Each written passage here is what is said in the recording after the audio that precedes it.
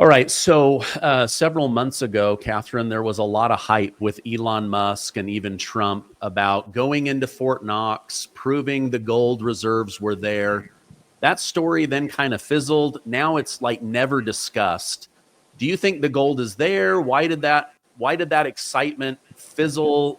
Your thoughts on that big story just kind of I going don't, away? I don't know. The Secretary of Treasury under Trump, Steve Mnuchin, he and his wife went to Fort Knox, and he said the gold was there. So, even if the gold's there, the question is how many places has it been leased out to. Mm, So that's one I don't get excited about. okay. So I will say I'm a lot more worried that the 21 trillion has disappeared and where that went. But if you see 21 trillion disappear, then the question is where is the gold?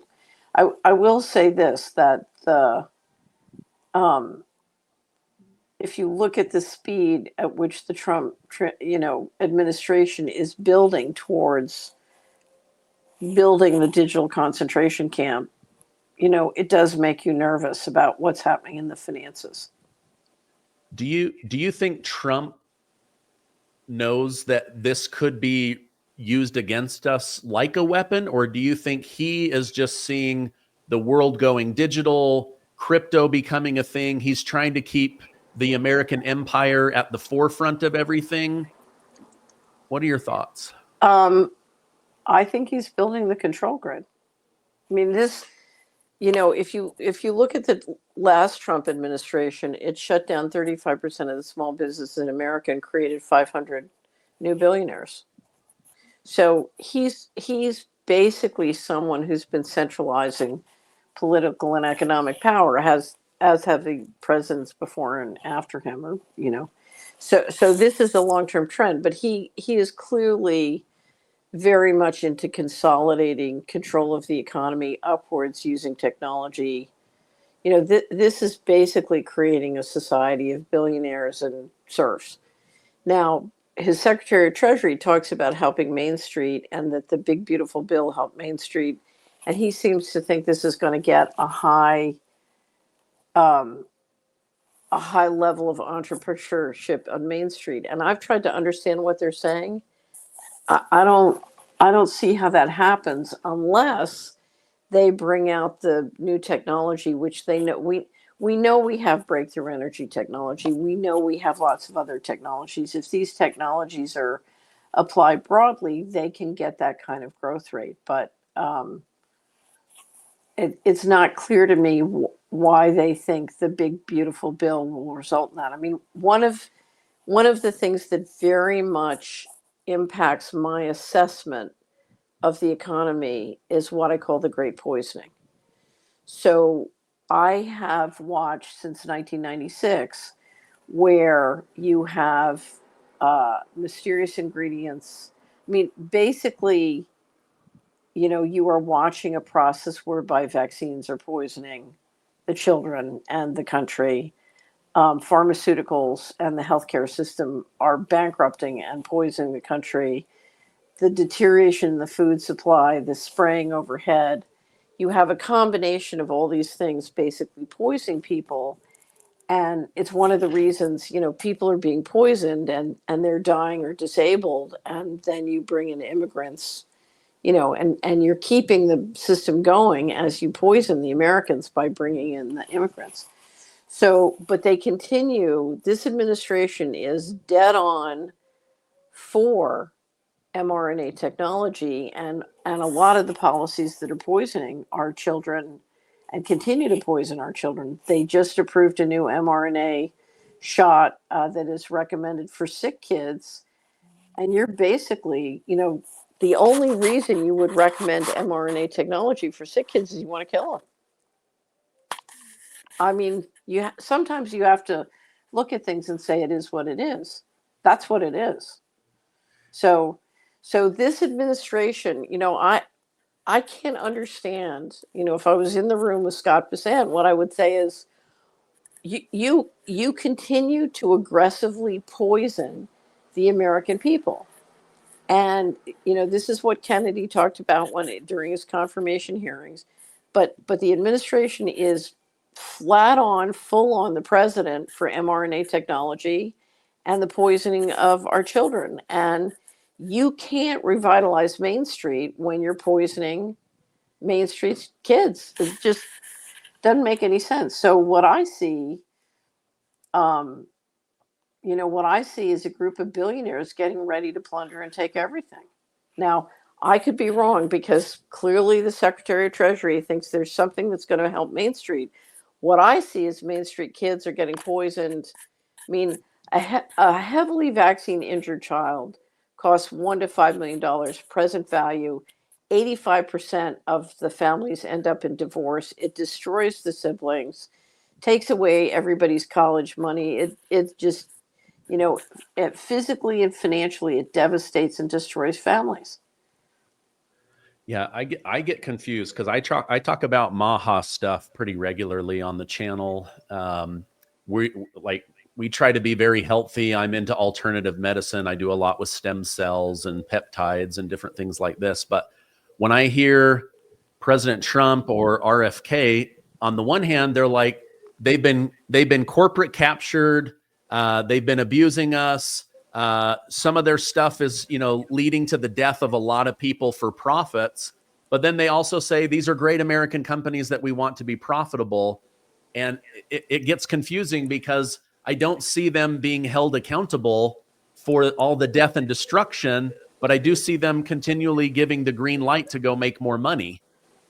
So here's the thing, the way you, I remember when I was at HUD and a group of, the secretary had gone up to Harlem and had promised he was going to do a whole bunch of stuff. And so he came back and told me, and so I started to implement these different, actions to help the neighborhood. And I got a call from someone who said, someone who was in the communications and public relations said, "You're in trouble with the Heritage Foundation." I said, "Why am I in trouble with the Heritage Foundation?" They said, "Well, we're not sure." I said, "Look, I'll have a dinner party. We'll invite over the leadership and let's talk." So they came over and they said, "Our problem is you're implementing all the stuff that the secretary promised in Harlem." And I said, "Well, yeah, he told me he promised it and gave me an order." And he said, "Don't you understand? Here's how it works. He promises it and then you make sure it doesn't happen, because then we don't waste money on African American neighborhoods. But we have the video of him saying it, and that way the white women in Westchester will vote for us because they think we're helping those people. So as long as we get their votes, we don't want to waste any money. And your job is to make sure the money never gets through." I said, "Look, here's how it works. He's the boss. He says jump. I say how high. I'm not clever enough to I'm not doing that." Yeah. So Wow. that was one of the many things I did to give offense in Washington, right? But I remember once you had this group of ministers who wanted help with 202, and they came and were promised all this stuff, and then they left. And I remember the chief of staff laughing and saying, "Can you believe those idiots think we're really going to give them this money?" Because that's, you always blame it's the bureaucrats that got stuck. It can't, the stupid bureaucrats. Right. Yeah. Well, I've covered enough presidential news and Congress news that I 100% believe that happens all the time. We're gonna focus on this, and then one example is President Biden. They set aside like $42 billion to get everybody free internet. Not a single person is connected to that, and now they don't know where the money is. Like, where did 42 billion go? They know where the money is. They know where every penny is. So I'll never forget. I was working with a wonderful reporter in Washington, and I started working with her because I realized I have to understand what's happening with the corruption at HUD. So I got deeply into understanding the relationship between using housing and real estate to launder drug trafficking, drug profits. Anyway, so she goes and has lunch she had a contact at the DEA, very senior, who was retiring. And so she took him out to lunch after he retired, because she thought, okay, finally he can tell me the truth. He's retired. He takes her to lunch and he says to her, he says, listen, honey, every dime flows through all the wires, batch up and flow through the New York Fed. They know where every effing penny is. Okay. It's us that So don't know. they know where every penny is. Okay. Interesting. Right. Let me, speaking of not knowing things, what is your whole take on this Jeffrey Epstein thing? This thing has suddenly swelled to dominating American media. The White House is trying to wrangle with it. Past people, connected or accused of being connected to Jeffrey Epstein. What do you make of all of this? So the first thing about Epstein is it's a distraction, because if you look at the changes that are being legislated right now in these three bills, you're talking about a coup d'etat. You're talking about tearing up the Constitution and instituting a control grid that ends human liberty in the United States. Okay, so you'd much rather people talking about Epstein than talking about what we're really doing, right? So he's So a great distraction for the media while they do what part they of, want to do. part of it is distraction. Here is what I suspect. I just did a show on Financial Rebellion, which is a show we do every week on CHD TV, and I went through the different reasons why government officials might keep the Epstein files under wrap. And the third reason was that I believe Epstein, yes, you were building control files using sex entrapment, but I think the bigger picture, you were doing big money laundering. So 21 trillion disappeared from DOD and HUD over the period that Epstein was operating. He went to the White House, his first time in the White House. Rubin, who became Secretary of Treasury, took him, I think, in 1994. And then Rubin goes to Treasury, money starts disappearing. And then, Epstein is ballooning fantastic amounts of money. So I think Epstein was laundering the money that was coming out of DOD. And if you look at his relationships with Mossad and Israeli intelligence, when Mossad is taking over DOD and the money's going missing, and we know the cybersecurity and IT in the Israeli sort of constellation was very active, in government at that time. So I just think if you let the files out, people are going to connect the dots between Epstein, Mossad, the growing power of Israel, AIPAC, and then where did their pension fund money go? And they're going to start connecting to the dots. I mean, here's the thing. The institution that laundered $20 trillion one way or the other is the same institution that ran Operation Warp Speed, that poisoned, disabled, and bankrupted millions of Americans. Do we really think that's a coincidence? Wow. I think if the Epstein files come out, people are going to start connecting too many dots, and you could literally see the ramifications to the financial system are dramatic. I like, one of my favorite things this week is they're saying, well, was Jeffrey Epstein part of Mossad? And Mossad's like, no. Why would we believe you? Like, you would defend all of your agents. You're not going to blow people's covers. Like, well, but here's the thing. No one can operate in the United States. You'll see a lot of intelligence operations, which are joint British, American, and Israeli intelligence. It's the Anglo-American alliance, and they're very threatened. But no one can operate under U.S. jurisdiction using U.S. banks, going in and out of the country and doing all these things unless U.S. intelligence is okay with it. So, so if Epstein's Mossad, he's operating on U.S. soil with the blessing of the NSA and the CIA. Now, it gets very fractionalized, and there are 17 or 18 U.S. intelligence agencies. But there's no way, assuming Epstein is Mossad, that he can operate on U.S. soil without the help of the CIA. And of course, everybody will deny he was working for them. But if you look at everything he was doing, you can't do that without their help. When Acosta was a prosecutor before he became Secretary of Labor, and he was told go light on Epstein. He's an intelligence asset. Yeah. And so they backed down. Are you familiar with physicist Eric Weinstein? I know who he is, and I think I've listened to one interview, but I don't really Okay, know his him. brother is Brett Weinstein. He's been on Joe Rogan several times.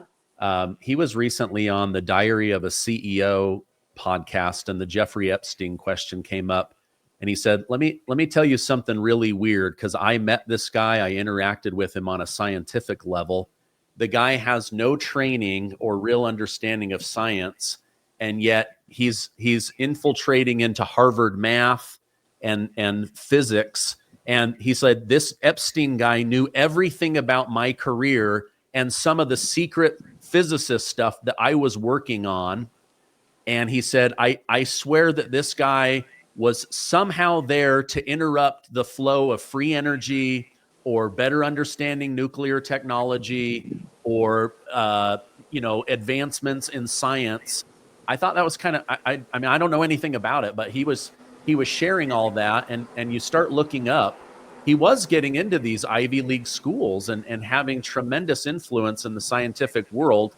And yet, where did his money come from? And he had no scientific So background. he would be funneling money for the intelligence agencies, or people cutouts for them. But so both the Madoff money and Epstein, a lot of money poured into mind control research. So, I mean, it's that's what an intelligence operation does. It directs intelligence and money into where it wants it to go. Okay, let me get off of AI. Kind of. So, do you worry about the future with bots and robots and AI taking over or replacing jobs? Because there is a group of people that believe that is a real threat. At the same time, you have Mike Rowe of Dirty Jobs telling Congress that there is a need for millions of blue collar jobs that can't be replaced. Right now, they need 500,000 new electricians. The Navy, Air Force, and shipbuilding yards are all saying we need 18,000 welders yesterday. What are your thoughts on future blue collar jobs and future AI taking over people's jobs? So not so much AI. Automation is going to take over or change many jobs. It's also going to create more, and I think you're also going to have many functions where it's slow, like a welder. Or, I mean, in theory, at some point we can build robots to do pretty much anything. The problem is it's not going to be economic. So, um, am I worried about all of that? Here's what worries me. We have a governance system that is committed to depopulating and implementing total control. And that governance system is committed to what I would describe as a anti-human vision. That's our problem. And you can give it all the powerful tools in the world, and if their vision is anti-human, they will use them in anti-human ways.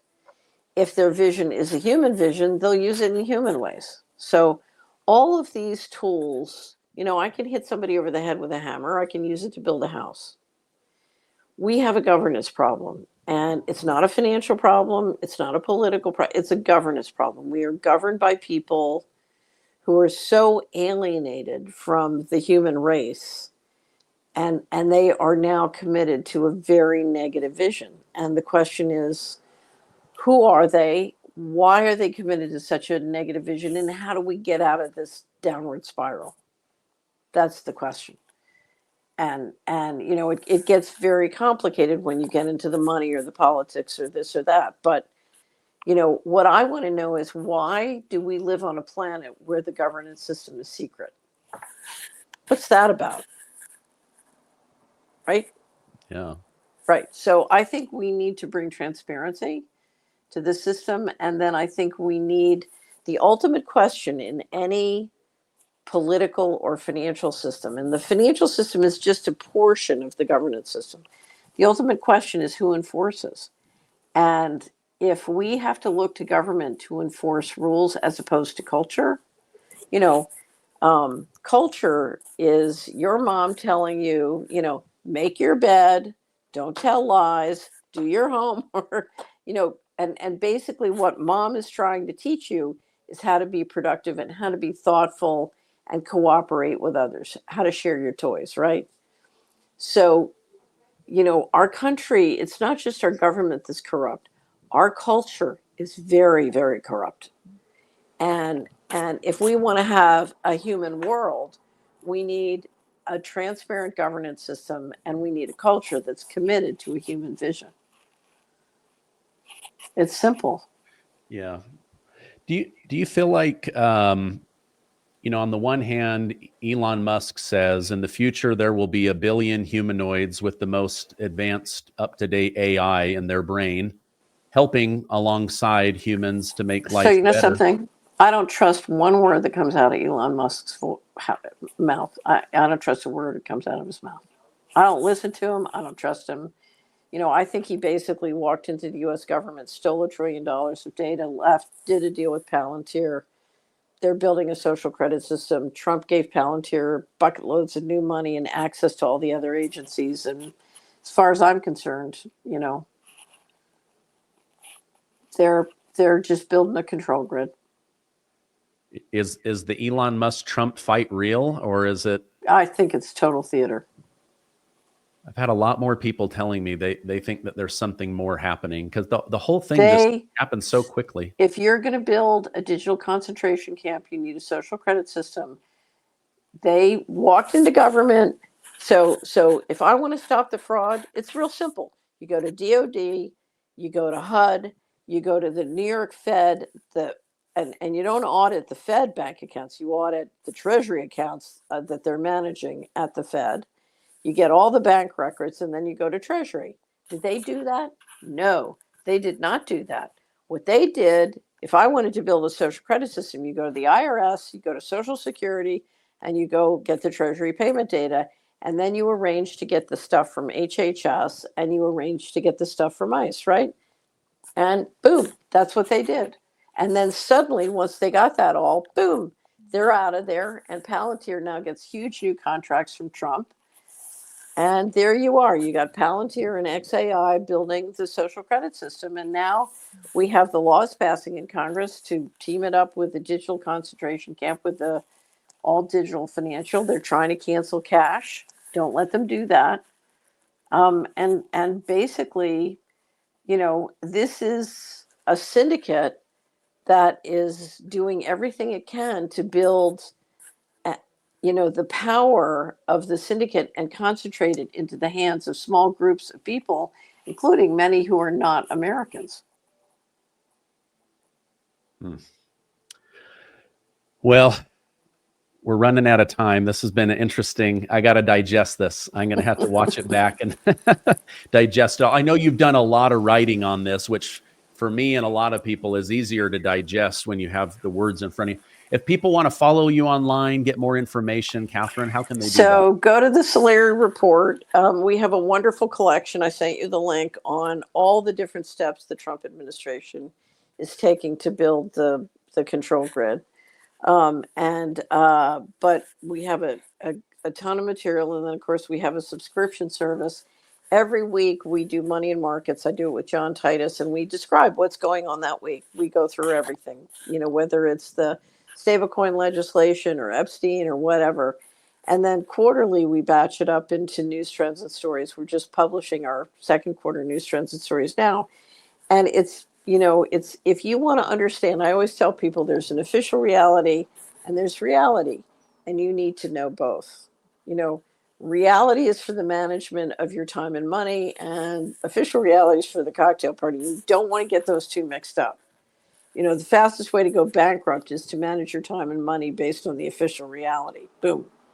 They take everything. So what we try and do is we try and help you see both of them, but also maintain your state of amusement, because if you're going to navigate, what we want you to have a free and inspired life.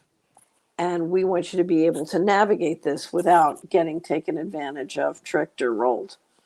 So you need a good map of reality, but you also need to be, laughing and playing. David Hughes calls it an omni-war, and it is an omni-war. It's the weaponization of everything. But we want you to get in the game and play to win. Okay, great.